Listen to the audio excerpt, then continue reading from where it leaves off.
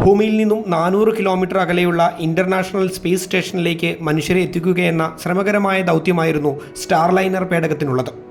Boeing കമ്പനിയാണ് ഈ പേടകം നിർമ്മിച്ചത്. ഇലോൺ മസ്കിൻ്റെ സ്പേസ് എക്സ് കഴിഞ്ഞാൽ ഈ നേട്ടം സ്വന്തമാക്കുന്ന ആദ്യ സ്വകാര്യ കമ്പനി. മനുഷ്യനെയും പേറിയുള്ള സ്റ്റാർലൈനറിൻ്റെ പരീക്ഷണം ചെറുതായൊന്ന് പാളിയിരുന്നു. ബഹിരാകാശ യാത്രികരായ സുനിത വില്യംസും ബുച്ച് വിൽമോറും അങ്ങനെ സാഹസിക യാത്രയിലൂടെ നിലയത്തിലെത്തിയെങ്കിലും തിരികെ അതേ പേടകത്തിൽ യാത്ര സുരക്ഷിതമല്ലാതായതോടെ അവിടെ കുടുങ്ങി. ഒടുവിൽ അവരെ കൂടാതെ സ്റ്റാർലൈനർ പേടകം തിരികെ ഭൂമിയിലെത്തിയെന്ന വാർത്തയും കഴിഞ്ഞ ദിവസം നമ്മൾ കണ്ടു. എന്താണ് പേടകത്തിന് സംഭവിച്ചത്? സുനിത വില്യംസും ബുച്ച് വിൽമോറും ഇനി എങ്ങനെ തിരിച്ചെത്തും? നമുക്ക് പരിശോധിക്കാം. എവർക്കും സ്റ്റോറി ഇൻ ഹിസ്റ്ററിയിലേക്ക് ഹാർദമായ സ്വാഗതം. അന്താരാഷ്ട്ര ബഹിരാകാശ നിലയത്തിലേക്ക് മനുഷ്യരെ എത്തിച്ച ഏക സ്വകാര്യ കമ്പനി സ്പേസ് എക്സ് ആയിരുന്നു.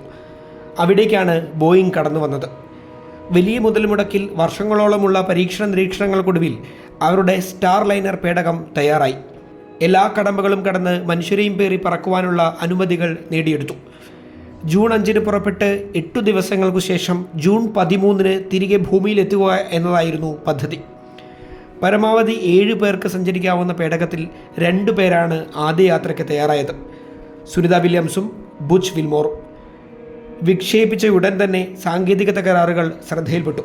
പേടകത്തിലെ സർവീസ് മൊഡ്യൂളിലെ റിയാക്ഷൻ കൺട്രോൾ ത്രസ്റ്ററുകളിലുണ്ടായ ഹീലിയം ചോർച്ച ആശങ്കയുയർത്തി.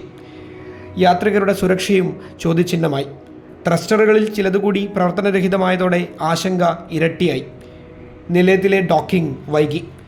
അതിസാഹസികമായി ഇരുവരും ജൂൺ 5 നിലയത്തിലിറങ്ങി.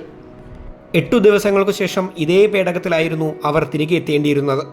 ഇത്രയേറെ സാങ്കേതിക തകരാറുകളുണ്ടായ പേടകത്തിൽ ഇനിയൊരു ബലപരീക്ഷണത്തിന് നാസ തയ്യാറായിരുന്നില്ല.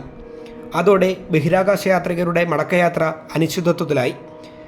ISSൽ മാസങ്ങളോളം സുരക്ഷിതമായി കഴിയാനുള്ള സാഹചര്യങ്ങളുണ്ട് എന്നതിനാൽ മറ്റൊരു സാഹസത്തിന് അവർ മുതിർന്നില്ല. ഇരുവരും അവിടെയുള്ള മറ്റ് ബഹിരാകാശ യാത്രികർക്കൊപ്പം പഠനങ്ങളിലും ഗവേഷണങ്ങളിലും മുഴുകി. ത്രസ്റ്ററുകളുടെ തകരാർ പരിഹരിക്കാൻ നടത്തിയ ശ്രമങ്ങളും പൂർണ്ണ വിജയം കണ്ടില്ല.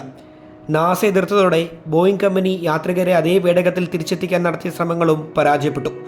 ഒടുവിൽ യാത്രികരില്ലാതെ പേടകം തനിയെ ഭൂമിയിൽ ഇറക്കാൻ തീരുമാനിച്ചു. സെപ്റ്റംബർ 7 ഇന്ത്യൻ സമയം പുലർച്ചെ 3:34 പേടകം തിരികെ ഭൂമിയിലേക്ക് പുറപ്പെട്ടു. 6 മണിക്കൂർ നീണ്ട യാത്ര, ആകാംക്ഷയുടെ മണിക്കൂറുകൾ. സ്വയം പ്രവർത്തിക്കുന്ന ഓട്ടോണമസ് മോഡിലായിരുന്നു പേടകം.